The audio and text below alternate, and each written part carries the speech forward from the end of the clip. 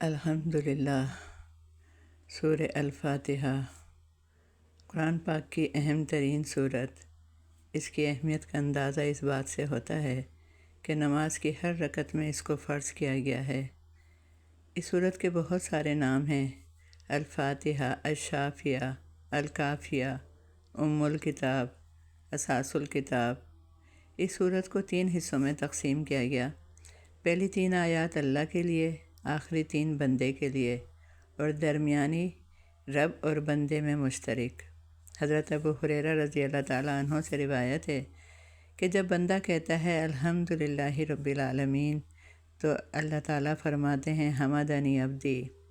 جب بندہ کہتا ہے الرحمن الرحیم تو اللہ تعالیٰ فرماتے ہیں اثنی علیہ عبدی۔ جب بندہ کہتا ہے مالک یوم الدین تو اللہ تعالیٰ فرماتے ہیں مجدنی عبدی۔ اور پھر جب بندہ کہتا ہے ایاک نعبد و ایاک نستعین تو اللہ تعالیٰ فرماتے ہیں ھذا بینی و بین عبدی، کہ یہ میرے اور میرے بندے کے درمیان مشترک ہے۔ انسان جو کچھ مانگے گا اللہ تعالیٰ سے، اللہ تعالیٰ عطا فرمائیں گے۔